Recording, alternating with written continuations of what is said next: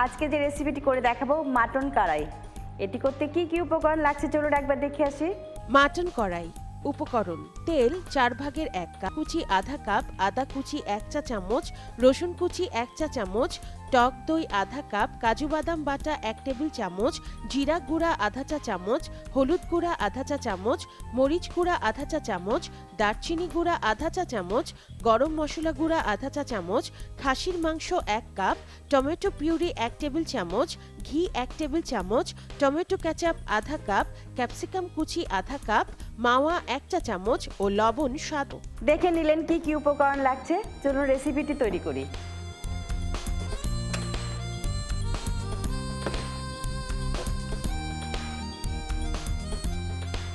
আমি 1/4 কাপ তেল নিলাম, সয়াবিন তেল। এখানে খাসির মাংস আমি নিয়েছি তেল ছাড়া, হাড় ছাড়া। 1 কাপ আমি নিয়েছি, সিদ্ধ করে নিয়েছি একটু লবণ দিয়ে। আমি পেঁয়াজ কুচি দিয়েছি তেলে।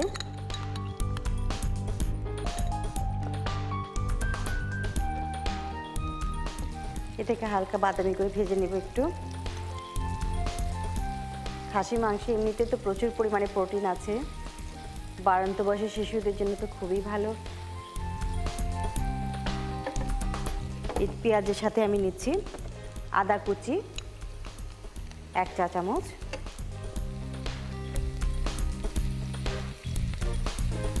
ভাজা ফ্লেভার বের হয়ে এলে আদাটার বাকি মশলাগুলো দিয়ে দিব আমি। 1 চা চামচ আমি রসুন কুচি দিচ্ছি।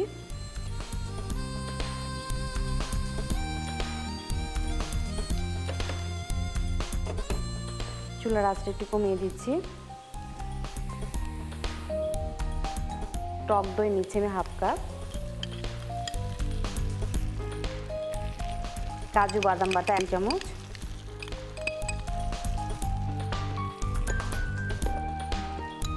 জিরার গুঁড়া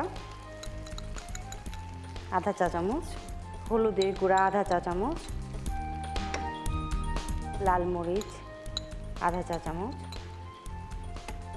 দারচিনি গুঁড়া আধা চা চামচ, ভাজা গরম মশলার গুঁড়া আধা চা চামচ,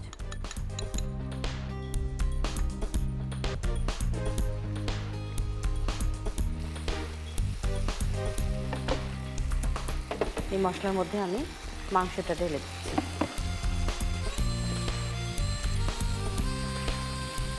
সময় স্বল্পতার জন্য মাংসটা আমি আগে থেকে সিদ্ধ করে নিয়েছি।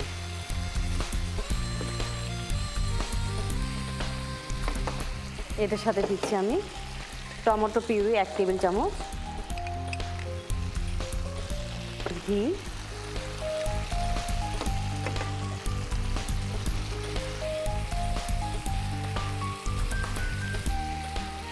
আর দিচ্ছি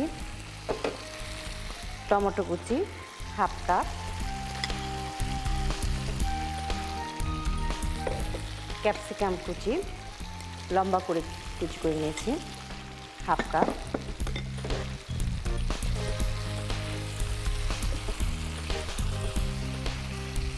একটু ভালো করে একটু ভাজা ভাজা করে নেবেন।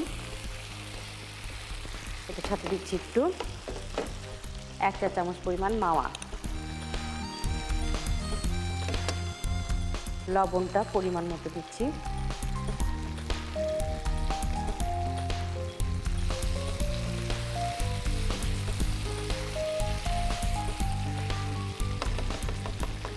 হয়ে গেল আমার রান্নাটা। চুলাটা বন্ধ করে দিলাম, পরিবেশনে দিয়ে সাজিয়ে দেব।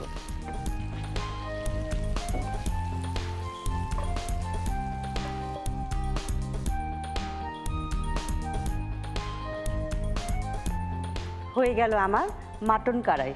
এর প্রস্তুত প্রণালীটি আরেকবার দেখে আসে চলুন। প্রস্তুত প্রণালী: ফ্রাই প্যানে তেল দিন।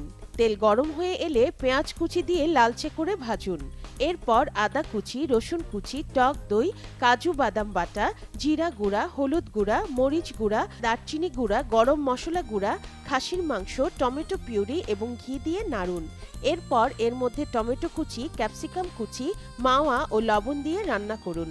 রান্না হয়ে গেলে পরিবেশন করুন মজাদার মাটন কড়াই। দেখে নিলেন কিভাবে তৈরি করলাম রেসিপিটি। বাসাতে অবশ্যই চেষ্টা করবেন।